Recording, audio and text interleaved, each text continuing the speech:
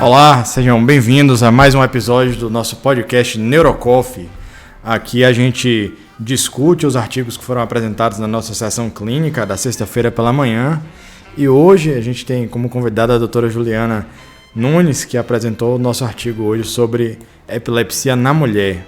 E aí a gente vai bater um papo sobre isso daí, discutir o que a gente conversou na nossa sessão e passar isso daí para vocês. Bem-vinda, Ju. Obrigada pelo convite. Eu que agradeço o convite, poder estar aqui. Que bom, que bom. Então, para começar, a gente podia falar um pouco qual artigo foi esse, né? Foi um artigo de revisão sobre a epilepsia na mulher. Isso, um artigo de revisão publicado na Lancet Neurology, em que abordava justamente esse manejo da epilepsia da mulher. E, coincidentemente, né, no nosso mês de março, que eu comemorando o Dia da Mulher, né, e em relação à conscientização da epilepsia também. Então, é um artigo que veio a calhar justamente por essas datas, né, além de ser um assunto muito interessante também. Exato. Para quem acompanhou as outras edições do Neurocoffee, agora no mês de março a gente fez aulas mais focadas, né, no tema de epilepsia, porque no dia 26 de março é o Purple Day, que é o dia de conscientização dessa doença. Então a gente decidiu que esse mês nossas sessões seriam com esse tema. Então, primeiro eu falo assim, foi um artigo de março de 2019. Isso, foi um artigo de março de 2019 que abordou justamente esse tema da epilepsia, que é uma condição neurológica bem prevalente, como todos nós sabemos. Em mulheres também tem uma grande prevalência. E a mulher tem uma particularidade justamente porque ao longo de sua vida ela tem muita influência hormonal, então isso interfere também no controle das crises, porque temos que saber que esse controle hormonal, essa interferência hormonal é muito pelo efeito dos estrógenos e da progesterona, no qual eles possuem propriedades neuroativas. O estrógeno ele tem um efeito excitatório, fazendo com que seja um pró-convulsivante, né? Ele facilita mais as convulsões, assim dizendo. E a progesterona teria um efeito inibitório, então ela evitaria mais, digamos assim, as convulsões. Então, justamente no ciclo da mulher, no ciclo hormonal, essa variação de estrógeno e progesterona vai influenciar muito no controle das crises. Muito interessante, ou seja, tratar a epilepsia na mulher não é igual tratar a epilepsia no homem. Isso, não é justamente por essa particularidade, né, que a mulher tem, devido a essa influência hormonal que ela, né, sofre ao longo da vida. E aí eu achei muito interessante o jeito que você dividiu sua aula lá, que você apresentou pra gente, que você falou um pouquinho do papel das flutuações hormonais, do período menstrual, depois detalhes da fertilidade, depois do período pós-natal e da menopausa. E eu pensei da gente seguir esse roteiro aqui na nossa, entre aspas, entrevista. Primeiro, com relação a essa flutuação hormonal da mulher ao longo do mês, né? O período menstrual, isso interfere na epilepsia? Tem mais crise ou menos crise nesse período? Como é que funciona? Isso. Interfere sim. Temos até o conceito da epilepsia catamenial. Esse termo catamenial é de um termo grego que significa mensalmente. E que seria o quê? Seria a ocorrência, né, a ocorrência de mais crises convulsivas a depender do período menstrual. E é justamente na dependência dessa flutuação de estrogênios e progesterona. A hipótese principal, como eu falei, é que a progesterona ela teria um efeito anticonvulsivante. Então, naqueles períodos do ciclo em que a progesterona estaria em níveis menores, né, e teria um predomínio do estrógeno, dos estrogênios que são pró-convulsivantes, então teria esses escapes de crise, né, que nós chamamos da epilepsia catamenial, e que não é um determinado período só durante o sangramento em si, durante a menstruação em si. Pode ser um pouco antes, a depender dessa flutuação, como pode ser depois. É uma coisa interessante que a gente ouve no consultório muitos mitos, né? E uma das coisas que eu já ouvi é que a pessoa tem epilepsia de acordo com a fase da lua. Não sei se você já ouviu isso daí, doutor, ele tem crise na fase da lua, ou ela tem crise na... E então eu fico pensando, será que não é epilepsia catamenial, né? Será que não é isso, na verdade, esse ritmo mensal das crises em relação ao período menstrual e as pessoas associam com a fase específica lá na... Pode ser, né? Porque o ciclo menstrual é como falar um ciclo, né? Ele geralmente é um ciclo de 28 dias, então, coincidentemente aí com a fase da lua, né? Pode. Isso é uma coisa interessante. Uma outra coisa Então, nessas pessoas que têm epilepsia relacionada ao período menstrual, principalmente, se a gente começar a prestar atenção, a gente vai ver isso daí, eu observo isso daí no dia a dia. Principalmente aquelas epilepsias refratárias, muitas pessoas falam que durante esse período pioram. O que seria estratégias, assim? O que a gente poderia tentar fazer para tentar conviver com isso melhor? A primeira coisa, assim, para a gente de fato ver se obedece um determinado padrão, se seria uma epilepsia catapenial, é fazer o diário de crises, em que nós solicitamos... Explica o que é esse diário de crise aí para quem está ouvindo. Certo. Nós fornecemos uma tabelinha mesmo com os dias, né, do mês, em que o paciente vai marcar no determinado dia aquele período que ele teve um escape de crise convulsiva, né? Então vamos fazer um acompanhamento de alguns meses, né, para a gente ter esse dado mais fidedigno e associar justamente se naquele período, com qual período do ciclo menstrual o paciente estava, justamente para a gente poder fazer o diagnóstico da epilepsia catamenial. Em relação ao tratamento, nós temos alguns tipos de tratamento, né, dividido em medicações hormonais e não hormonais, no qual nós podemos manejar o paciente com epilepsia catamenial. Entendi.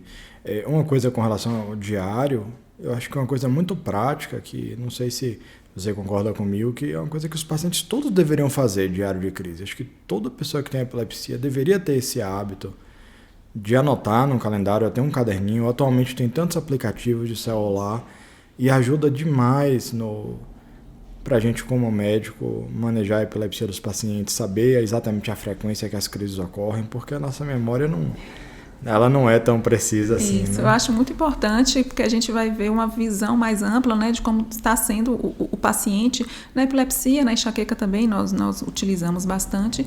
E eu gostaria muito que os pacientes fossem assíduos em preencher, né? Porque muitas vezes nós fornecemos o diário, mas, né, esquecem de preencher, não trazem, né? Então, seria muito importante também.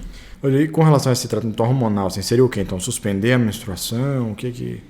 É isso. Em relação ao tratamento, né, hormonal e os não hormonais. Os hormonais nós podemos fornecer para o paciente a própria progesterona, tanto em concentrações, tanto na apresentação oral ou injetável, justamente para manter esse nível sérico da progesterona um pouco mais regular.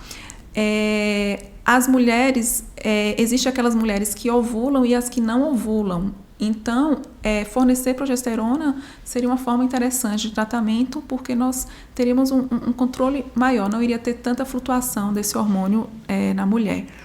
Em relação aos não hormonais, temos algumas drogas, né, antiepilépticas que nós podemos fornecer.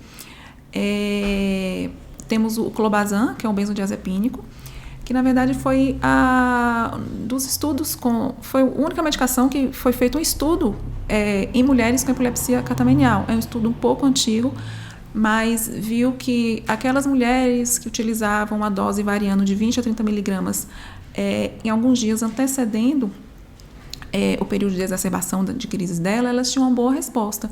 Então é uma prática muito utilizada entre os neurologistas em si, o uso do clobazam. Entendi. Então, aquela pessoa que tem um ciclo menstrual regular previsível, quando vai chegando perto do período menstrual, poderia usar, por exemplo, o clobazam durante aqueles dias para poder evitar esse escape das crises. Utilizaria alguns dias antes e manteria depois, né? As literaturas falam manter cerca de 10 dias essa medicação para você poder controlar isso um pouco mais. Excelente. E com relação à parte hormonal, eu acho que isso, na verdade, entra muito também na questão da contracepção, né? Assim, como é que a gente, como neurologista, precisa orientar essas pacientes. E uma coisa que me chamou muita atenção na sua aula é que, na verdade, a gente não pode se privar de saber disso, né? A gente, como neurologista, às vezes tem a sensação de que essa é uma coisa que está longe, né? Essa fisiologia hormonal da mulher. Tem tanto tempo que a gente não prescreve anticoncepcional. acha que é ginecologista eu percebi que a gente não pode se privar disso daí se a gente quiser tratar bem nosso paciente com epilepsia. Então, influencia, eu queria que você comentasse sobre isso daí. Qual a influência da epilepsia e dos antiepilépticos, as medicações que a gente usa para tratar, na contracepção? É igual a qualquer pessoa? Paciente epiléptica pode tomar anticoncepcional igual a todo mundo? Como é que é essa questão? Não é igual. Justamente porque no nosso dia a dia a gente utiliza muito essas drogas antiepilépticas que muitas são drogas indutoras enzimáticas que podem diminuir o nível sérico de outras medicações que a paciente utiliza, né, inclusive os anticoncepcionais, né, os anticoncepcionais que podem ser combinados, né, estrógeno, progesterona, então progesterona, né, sozinho. Então, as medicações antiepilépticas que essas pacientes utilizam, elas, por influenciar o nível sérico, né, dos contraceptivos, a falha desse anticoncepcional pode ser um pouco maior. Em relação a alguns dados, as mulheres que usam contraceptivos orais combinados, mulheres não epilépticas, a falha seria em torno de 1%. Aquelas já epilépticas utilizando medicação, a falha seria de 3%. Então, nós temos que ficar muito atentos a isso, justamente por diminuir o nível sérico, como eu falei. Aquelas pacientes, por exemplo, que usam os progestágenos injetáveis, que a aplicação seria a cada 12 semanas, por exemplo, como há uma diminuição no nível sérico nessas mulheres epilépticas, então algumas literaturas orientam a gente orientar essas pacientes a usar a cada 10 semanas, justamente para não ter uma falha maior. Porque essa é uma orientação muito, muito importante, que eu acho que vale a pena a gente enfatizar. Então, naquelas pessoas que estão usando anticoncepcionais indutores enzimáticos, né, que os principais, me corrija se eu estiver errado, carbamazepina, fenitoína e fenobarbital, talvez sejam os mais comuns, talvez oxcarbazepina um pouco menos, mas também um efeito indutor enzimático. Essas medicações elas vão diminuir a eficácia do anticoncepcional. Isso, diminui a eficácia do anticoncepcional. Então, a falha do anticoncepcional e uma possível gravidez indesejada, né, pode ocorrer nessas pacientes. E aí, nesses casos, naquelas pessoas que estão usando anticoncepcional de alta dose, essas progesterona de depósito, com medroxprogesterona, a orientação é encurtar o intervalo, ao invés de fazer com 12 semanas, fazer com 10. E com relação aos anticoncepcionais mais comuns, essas pílulas de baixa dose combinadas que as pessoas habitualmente usam, o que faz com esse negócio? Então, a gente tem que ficar muito atento, né? Em relação às mulheres que utilizam, né, tanto os anticoncepcionais, os injetáveis, os combinados de baixa dose.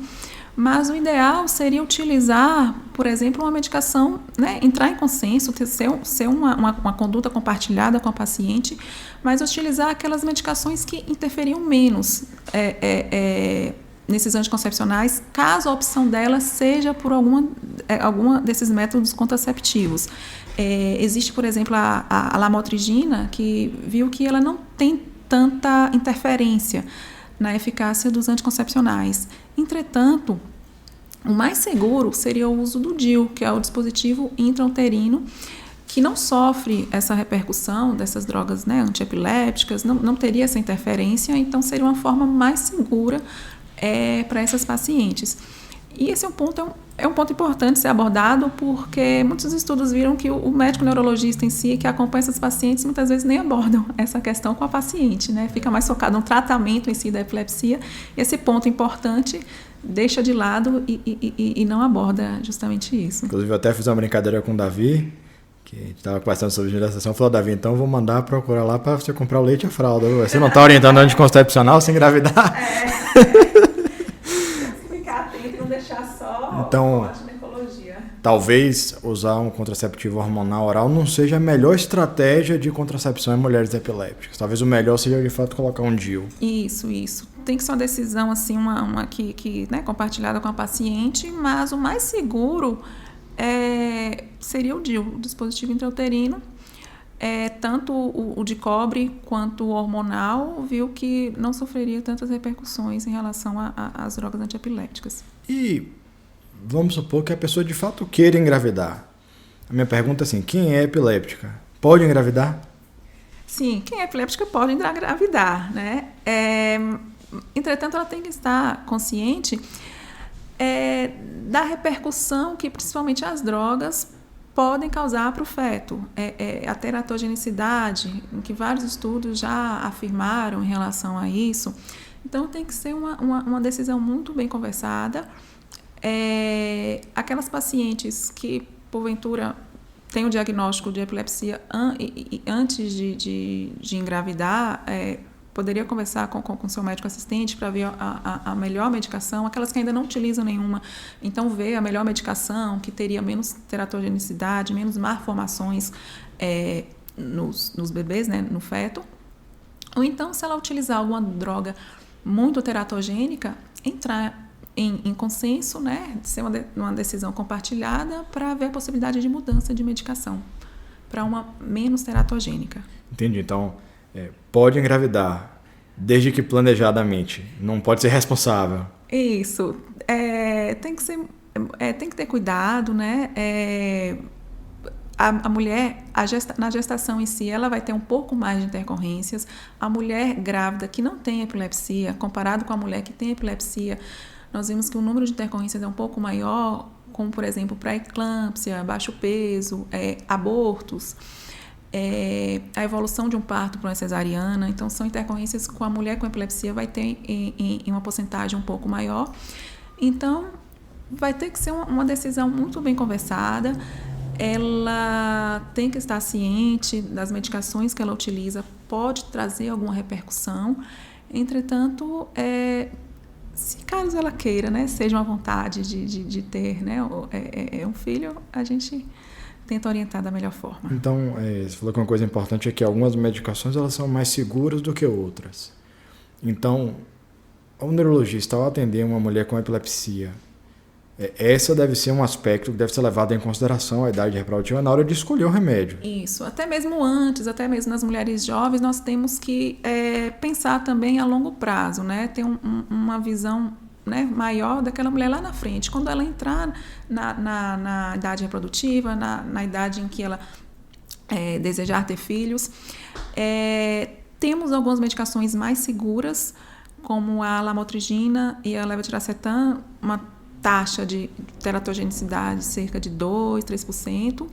E temos uma que é uma boa medicação, entretanto, ela tem um alto índice, talvez a pior droga nesse sentido, que seria o ácido valproico, que é uma medicação que nós podemos utilizar em epilepsia, de vários tipos, né, de epilepsia. Entretanto, ela causa muitas repercussões, ela causa muita teratogenicidade, influencia em outros pontos da mulher também, como pode causar hiperandrogenismo, síndrome dos ovários policísticos, obesidade.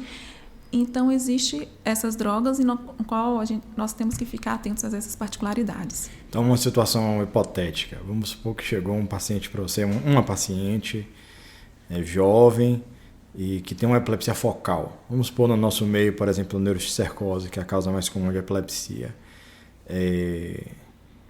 Qual seria a sua droga de escolha? O que você gosta no consultório, pensando assim do ponto de vista do serviço de saúde pública, assim, o que o SUS oferece e no serviço privado?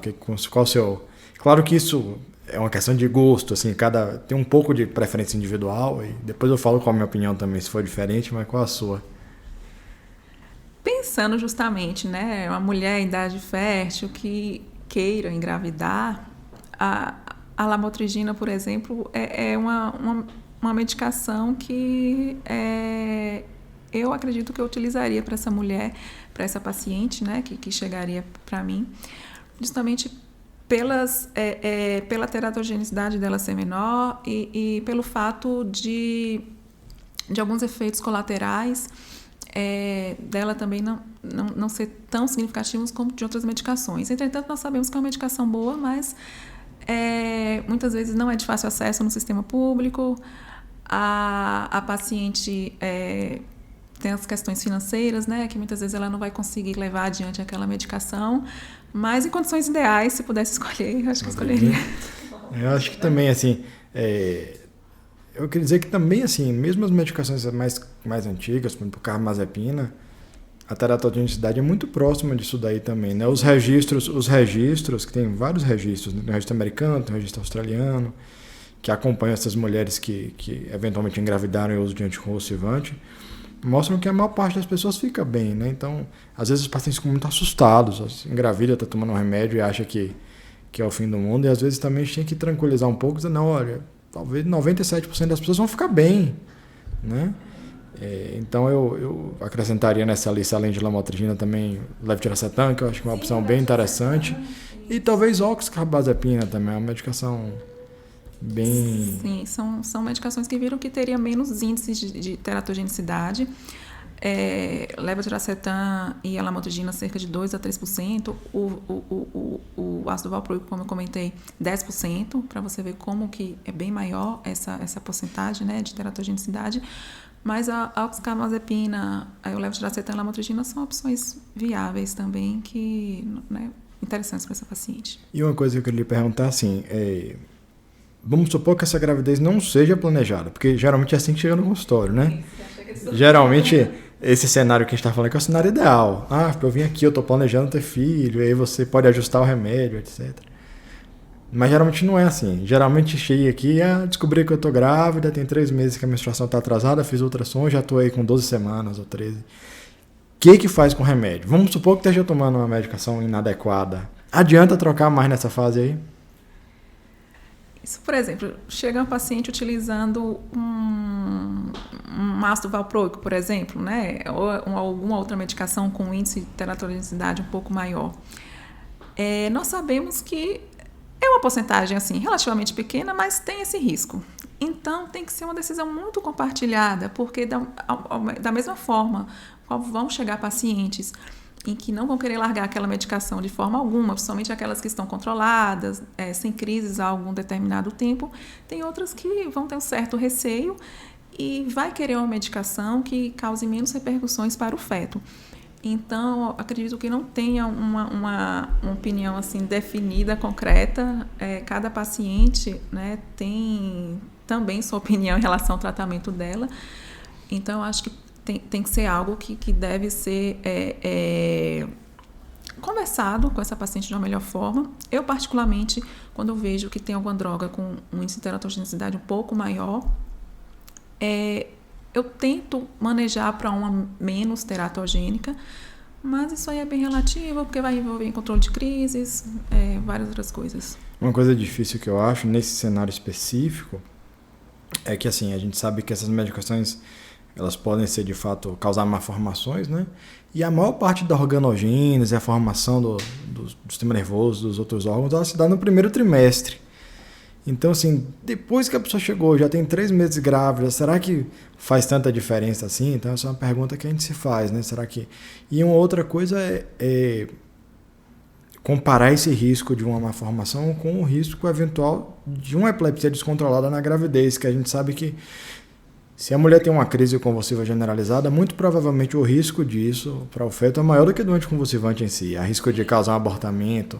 Sim, grávidas epilépticas têm até um risco maior de entrar em status, né, epiléptico do que as grávidas não epilépticas. Então, é um ponto também a mais a ser pensado. Eu geralmente acabo que, se já descobrir no meio do caminho, eu acabo que eu tenho medo de trocar. Sim, também tem essa questão, né, do período da gestação que está, né? Mas realmente é um ponto difícil mesmo. Agora, se você pode planejar e escolher qual a melhor medicação, uma coisa que se falava, eu não sei qual a opinião nesse paper específico, é que, assim, que o ideal é que seja a medicação que, primeiro, controle a epilepsia. É muito pior uma epilepsia descontrolada do que eventualmente uma medicação que tem um risco de malformação. Número 2, sempre, caso possível, na menor dose eficaz. E o número 3 é imunoterapia. Assim, tinha essa ideia de que politerapia é sempre pior do que imunoterapia. Isso continua, assim, esse pensamento ainda é atual? Sim, isso seria... nós conseguimos uma droga, um tratamento que encaixasse nesses pontos que você colocou, seria o tratamento ideal, digamos assim. E tem uma outra questão também, falando, né, de medicações em gestantes epilépticas, algumas podem diminuir o nível sérico na gestação em si, né? Como, por exemplo, eu falei, né, da questão da lamotrigina, que é uma boa medicação, mas em um determinado ponto, período da gravidez, o nível sérico dela pode diminuir muito, então você vai ter que aumentar a dose dessa medicação. Então, além dessa questão, né, da teratogenicidade que nós estamos abordando aqui, tem a própria droga em si, o nível sérico durante a gravidez, que flutua muito, podendo, então, ter um escape de crise convulsiva. Ou seja, o que a gente estava falando aqui, alguns anticonvulsivantes vão diminuir o efeito dos hormônios anticoncepcionais. Com a lamotrigina, na verdade, acontece o contrário, né? Os hormônios diminuem o efeito da lamotrigina. Então, no período da gravidez, que é um período de muita produção hormonal, a lamotrigina despenca o nível sérico. E isso é verdade principalmente no último trimestre, então isso é uma coisa mais drástica. Então, às vezes, você tem que aumentar 2, 3, 4 vezes a dose que a pessoa estava tomando. Tem alguma recomendação assim, de monitoramento, de fazer nível sérico de lamotrigina durante o período da gravidez? O que você recomenda? Eu recomendaria fazer, né, se a paciente estiver utilizando, por exemplo, a lamotrigina, e já que tem essa questão de diminuir o nível sérico, dosar, né, acompanhar laboratorialmente o nível sérico da lamotrigina, justamente para você não deixar diminuir aquele nível sérico naquela paciente e vir a causar uma crise nela. Então, eu recomendaria isso. Medir. E com relação assim, à periodicidade, o artigo chega a tocar nesse ponto assim, de com que frequência? Uma vez por mês, uma vez por trimestre? Não, ele não chega a abordar em relação a essa periodicidade, mas nós temos que ficar atentos principalmente no último trimestre da gravidez, onde isso é mais frequente, essa diminuir o nível sérico da lamotrigina. Eu acabo que peço para fazer assim, mensalmente e no último trimestre, às vezes até mais. E comparo muito de um mês com o outro. Então, se eu perceber que teve uma queda, vamos supor, geralmente o nível sérico varia de 4 a 12, depende do laboratório. Então, se estava 8, aí no mês seguinte isso baixou muito, então eu encurto o intervalo. Às vezes no último trimestre, dependendo de como tiver, às vezes até faço semanalmente, e dependendo do que for.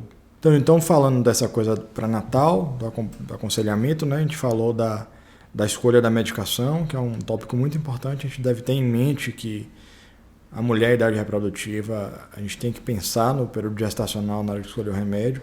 Tem mais algum outro cuidado que é necessário para quem é mulher e deseja ter filhos? Fazendo parte desse aconselhamento pré-natal, né, dessas mulheres epilépticas que desejam engravidar, nós podemos, né, fornecer para elas o ácido fólico, né, prescrever o ácido fólico, porque viu que em relação ao neurodesenvolvimento daquela criança, ele tem um efeito muito benéfico. Na verdade, essa questão da teratogenicidade, o artigo até aborda que não está tão bem consistente essa questão da teratogenicidade, do ácido fólico prevenir isso, essas malformações. Mas em relação ao neurodesenvolvimento, alguns estudos viram que mulheres epilépticas que utilizavam o ácido fólico, comparando aquelas epilépticas que não utilizavam, esses pacientes tiveram um neurodesenvolvimento melhor, menor traço do transtorno do espectro do autismo, menos pacientes com TDAH, o transtorno de déficit de atenção e hiperatividade, um QI um pouco melhor. Então, é algo que nós devemos também não deixar de dar para as pacientes o ácido fólico, não deixar de abordar isso com elas. Eu acho muito importante a gente chamar a atenção, não só para quem é epilético, mas para qualquer mulher, a importância do planejamento da gravidez, né? Existe uma série de infecções perinatais, imunizações. A gente sabe, por exemplo, pessoas que nunca tiveram rubéola, a chance de ter rubéola durante a gravidez, isso pode ser prevenido com a imunização adequada. Então, é muito importante fazer esse planejamento pré-natal. Eu não me lembro como se fosse hoje, quando minha mulher engravidou do primeiro filho. Aí eu fui na pediatra, a gente queria muito, né? A gente fazia parte do nosso planejamento. Aí ela perguntou para mim, Felipe, foi planejado? Eu falei, sim, foi planejado. Ela me perguntou um tanto de exame que era para ter feito antes. E confesso que a gente tinha feito alguns, outros não tinha feito. Eu tomei uma bronca. Ela falou, não, então não foi planejado, foi desejado, é diferente. Então é importante que não seja só desejado, que seja planejado, né? Quem falou isso foi a doutora Tânia. Tânia Brau me falou bem assim, me dá uma bronca. Então eu aprendi e agora eu ensino para minhas pacientes. Então a gente falou um pouquinho da repercussão da epilepsia, primeiro durante o próprio período menstrual e o efeito da menstruação no controle das crises, depois sobre a contracepção, como planejar a contracepção para prevenir a gravidez, depois o manejo dos fármacos antiepilépticos durante a gravidez, e seguindo nessa linha do tempo, vamos falar um pouquinho do que acontece após o parto, né? Então, as complicações após o parto e também com relação à amamentação. A gente sabe que esse período pós-parto é um período mais suscetível a algumas complicações psiquiátricas, e eu queria saber se isso é verdade também na mulher com epilepsia. Tem mais complicações pós-parto do que quem não tem? Isso. Nós percebemos assim que nos epilépticos em geral, ansiedade, depressão, eles são bem susceptíveis a isso, até mesmo pelo fato de ser uma doença crônica, em que muitas vezes traz baixo autoestima para aquele paciente, uma interação social em que eles não possuem têm dificuldade para ter uma interação social, conseguir um parceiro, em relação ao núcleo social também. Então, esses transtornos psiquiátricos são um pouco mais prevalentes nesses pacientes com epilepsia. Nas mulheres epilépticas nesse período pós-parto, viu que isso também se torna algo significativo. Ansiedade, depressão, a insatisfação com a imagem corporal, o baixo autoestima. Então, isso tudo também está muito prevalente nessas mulheres. É uma abordagem que nós neurologistas também devemos fazer, né, com essa paciente, porque além de cuidar dela, ela agora está cuidando, né, do filho. Então, é algo que nós não podemos esquecer. Uma coisa que eu me lembrei aqui é que naquela paciente que durante a gravidez se aumentou pra caramba a dose da lamotrigina, agora no pós-parto tem que diminuir de novo, Sim, né? Diminuir porque aquelas interferências que o parto, né, causa, agora na gravidez já vai estar ao contrário, digamos assim, vai estar ao inverso. Não é aquelas pacientes que têm epilepsia que não estão controladas e que eventualmente estão tendo crise mesmo com remédio. Eu vi uma vez algumas recomendações, eu não sei se é assim na sua prática também, de, por exemplo, os momentos mais de cuidado é na hora de dar banho, né? Porque se tiver uma crise, estiver segurando o bebê na mão, ele pode se afogar. E na hora de amamentar, preferencialmente amamentar sentada no chão. Sim, tem alguns cuidados, né, que a mulher tem que estar atenta em relação ao banho, né? Não dar banho no seu bebê sozinha, dar um banho acompanhado, porque justamente aquela mãe pode ter uma crise e a criança se afogar na banheira. E a amamentação também, como você falou, estar, né, sentado seria a melhor forma de amamentar. E abordando essa questão da amamentação... Isso, pode amamentar tomando remédio? Sim, é algo que nós devemos encorajar as pacientes com epilepsia, deve amamentar sim. Viu que o uso das drogas antiepilépticas, elas não causariam tanta repercussão na amamentação para aquelas crianças. Viu que os pacientes teriam um neurodesenvolvimento bom, né, em relação ao QI, questões cognitivas. O que nós temos que ficar atento são os efeitos colaterais que essas medicações podem causar. Por exemplo, letargia, ou então até agitação. Mas nós devemos sim encorajar elas a continuar a amamentarem. Eu acho engraçado que volta e meia alguém me pergunta, eu até faço a brincadeira, falo, bicho, nem estava na sua barriga. Estava recebendo pela corrente sanguínea, pelo cordão umbilical, anticonvulsivante. Agora vai receber um pouquinho que passa pelo leite, então provavelmente não vai fazer mal, né? Então, passando agora já para... Então, a gente está fazendo uma linha do tempo ao longo da vida, né? Então, a gente está falando do período, mulher, né? Do período menstrual, depois da programação da gravidez, depois da gravidez em si, depois do pós-parto imediato. E agora passando um período de uma maturidade, já relacionado já mais com o envelhecimento. Tem alguma correlação disso com a menopausa, assim, esse período do climatério? Que interfere a epilepsia?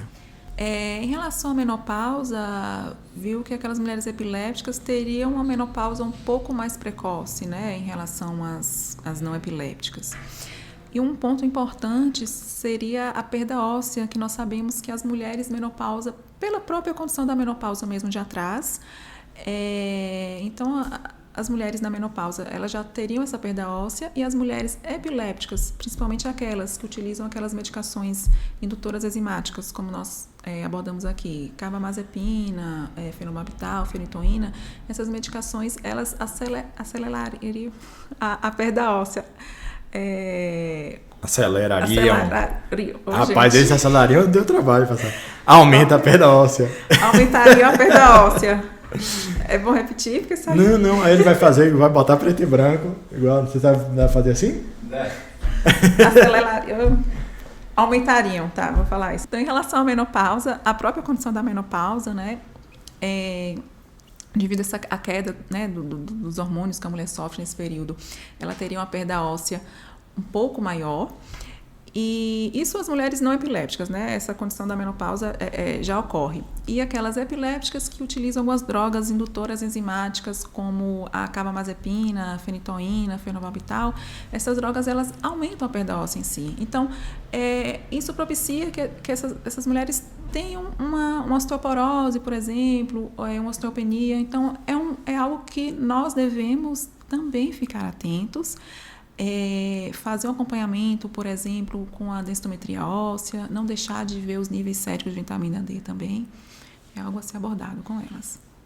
Porque é interessante que, quando a gente fala que é uma medicação indutora enzimática, ela vai agir no fígado, aumentando algumas enzimas que vão metabolizar uma série de coisas. Metabolizam os próprios anticonvulsivantes, mas metaboliza também hormônio, nível sérico de vitamina, então isso interfere, por exemplo, na menopausa.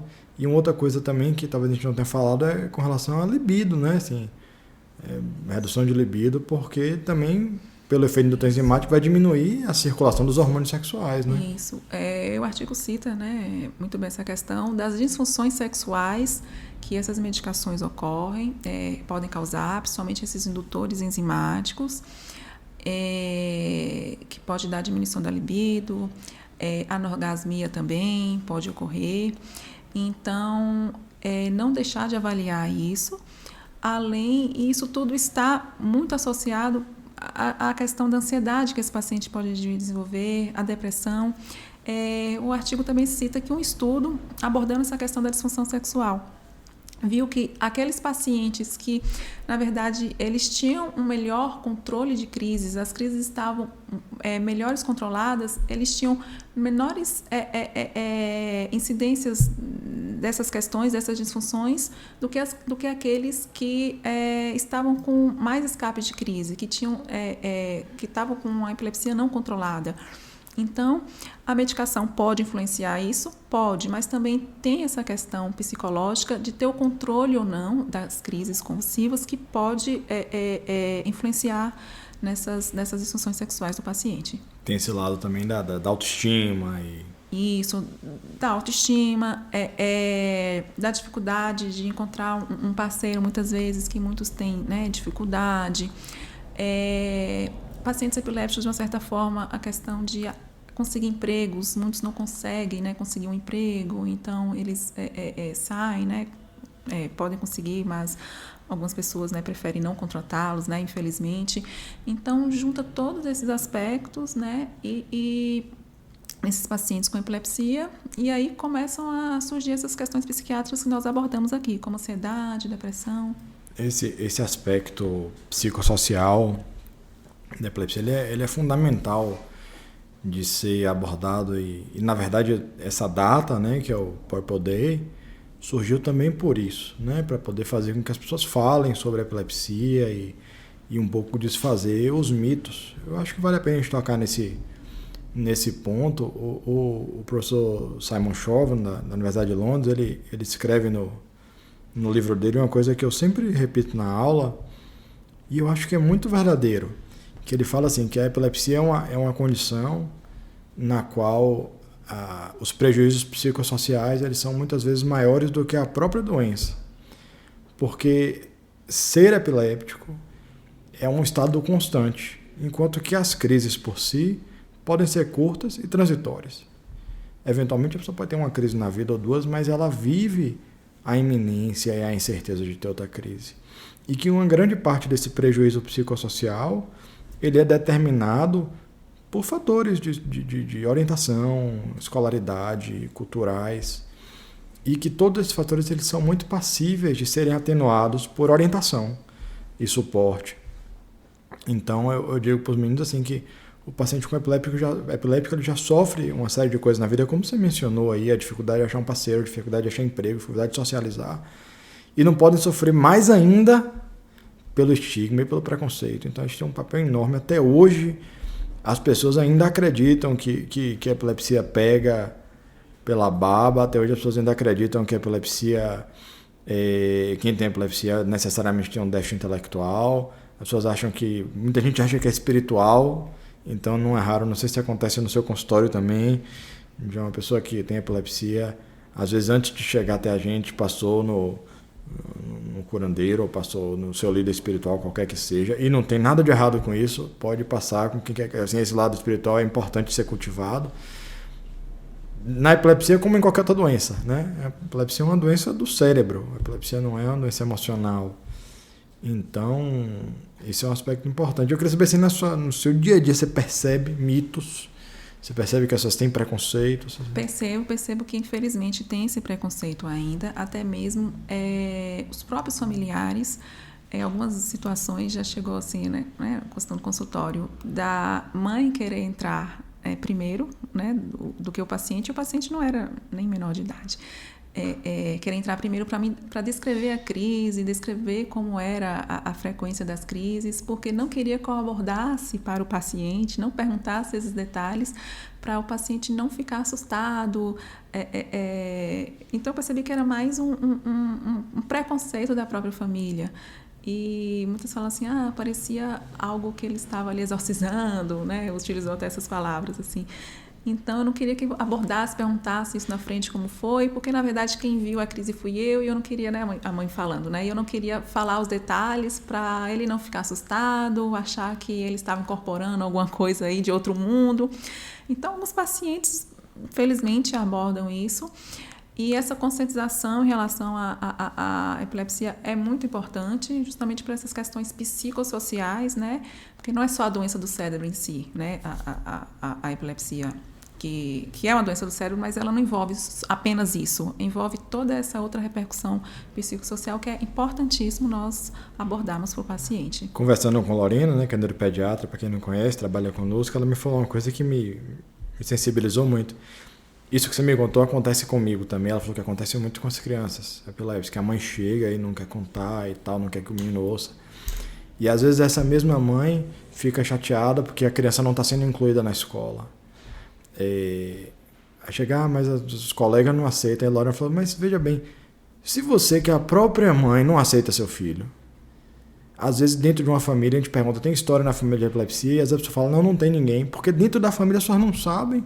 E aí volta e meia, isso acontece, a pessoa vem na primeira consulta, você pergunta da história familiar, quando a pessoa volta na revisão, Felipe, você sabe, eu descobri que tem um tio que tem epilepsia. Bicho, dentro da família as pessoas não se aceitam, como é que você quer que a escola aceite? A gente tem que começar a trabalhar isso na gente, né?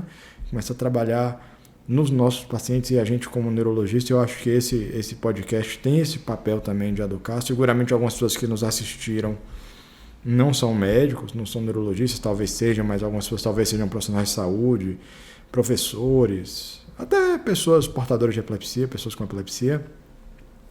É importante que essa mensagem chegue para eles. A gente fez aqui na clínica uma vez, há cerca de 2 anos, num projeto chamado Projeto Sinapse. A gente até voltar a fazer isso daí. Que a gente fez um ciclo de palestras durante uma semana inteira. A gente convidou os professores, a maior parte da rede pública, mas também da rede privada. E a gente juntou os neurologistas, psiquiatra, psicólogo, os educadores para falar sobre doenças neurológicas e doenças psiquiátricas e educação, para promover esse bate-papo. E uma das coisas que a gente fez foi uma sessão de perguntas e respostas sobre a epilepsia, e tinha um monte desses mitos. Inclusive uma aluna até fez um trabalho de conclusão dela sobre isso. E tem mito pra caramba. Mito pra caramba, assim, tem muito ainda preconceito. Muitas pessoas que As pessoas têm vergonha de falar sobre epilepsia, os pacientes têm vergonha de dizer que são epilépticos. E quando eu percebo assim que alguns pacientes nós falamos, você tem um diagnóstico de epilepsia, aquilo parece que pesa, essa palavra pesa para eles, né? Eles, mas eu tenho mesmo isso? Não foi só uma crisezinha, não? Então, sim. Parece que essa palavra ainda pesa para muitos. Muitos ainda não são esclarecidos, apesar, né, dos esforços que fazemos com o Purple Day, né, e outras informações também. Mas muitos pacientes ainda desconhecem até mesmo a própria condição da doença, que é um paciente com epilepsia tem uma vida normal, com alguns cuidados, mas é um paciente normal, como qualquer um outro, né? Pode ter uma vida normal, com alguns cuidados que a gente sempre orienta, mas eu observo que existe muito ainda esse preconceito na própria família, até o próprio paciente, né, em aceitar isso. Então, eu acho que a gente conseguiu cobrir a maior parte do que estava previsto aí. Eu queria, assim, para finalizar, saber o que te marcou, assim, qual foi a mensagem que ficou do artigo, quais são os pontos, assim. Você também é professora lá de neurologia da UFBA e ensina esses negócios aí. E a gente é incrível que toda vez que a gente ensina coisa, a gente sempre aprende, e eu aprendi um monte com sua aula, com seu artigo, e obrigado pela contribuição. E eu queria saber, assim, o que te marcou. Eu vou te falar quais são os pontos que, para mim, chamaram muita atenção. Uma coisa que eu aprendi foi em relação ao manejo dos anticoncepcionais. Isso para mim foi muito importante. E realmente eu tinha o hábito de prescrever progesterona de longa duração. Eu já não usava anticoncepcional de baixa dose pelo medo de gravidez não planejada, mas eu aprendi realmente essa ideia de encurtar o intervalo do intervalo das doses do anticoncepcional. E também eu achei muito interessante as estratégias farmacológicas de usar clobazam, por exemplo, no período catamenial imediato.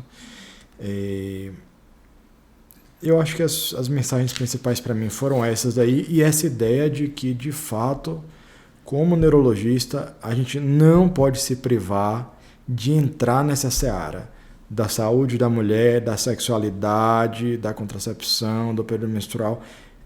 Não é do ginecologista mais, assim, talvez fosse até você ver isso daqui, mas agora você já viu, você já assistiu, você já sabe, a ignorância não te protege mais. Por isso que eu brinquei com o Davi, eu falei, a partir de hoje, se engravidar, vou mandar buscar o leite e a fralda lá. Então isso daí me marcou muito, assim, dessa necessidade. Com certeza. Nós, primeiro que esse artigo mostra que nós temos que ficar atento, né? Não só essa questão da epilepsia em si, mas toda essa questão psicossocial que o artigo aborda, e nós vimos que isso é de extrema importância. E da parte mais prática, esses detalhes do manejo, né, que o artigo traz, justamente essa mensagem que a mulher existe essa particularidade, né, diferente em relação ao homem, pois a mulher tem essa flutuação hormonal durante a sua vida. Nós abordamos aqui desde a questão pré-natal, gravidez, menopausa. Então, em cada fase que a mulher, né, está, nós temos que observar essas particularidades, justamente para tentar manejar da melhor forma, pensando na fase de vida que ela está, seja na fase reprodutiva, seja gestante, para conseguir dar um tratamento melhor para essa paciente. E uma última coisa é que a maior parte das pessoas vão sair bem. Assim, mesmo na gravidez, a gente tem que ter cuidado, mas lembrar que 3% de malformação com a parte da droga, ou seja, 97% das vezes as coisas vão andar bem. Então, a gente tem que ser otimista também e estimular, né, que as pessoas levem sua vida da maneira mais normal possível. E com isso eu queria finalizar, agradecer quem está ouvindo o nosso podcast, dizer que semana que vem tem mais, que quem não assinou ainda a nossa lista assine para poder receber as notificações do próximo. E sugestões, se você tem alguma sugestão de tema, a gente teve que interromper as sessões clínicas, né, em função dessa coisa do coronavírus, presencialmente, mas a nossa ideia é manter os podcasts. Então, toda semana a gente vai estar aqui discutindo algum tema relevante, alguma coisa que seja útil para a prática neurológica de vocês. Então, se tiver alguma coisa, alguma sugestão, a gente espera poder contribuir. Obrigado de novo. Eu que agradeço pelo convite, e quem tiver sugestões, como o Felipe falou, é importantíssimo contribuir, porque é um espaço muito importante para nós debatermos questões do dia a dia da neurologia, e como você mesmo falou, cada dia mais estamos aprendendo. É isso aí. Um abraço.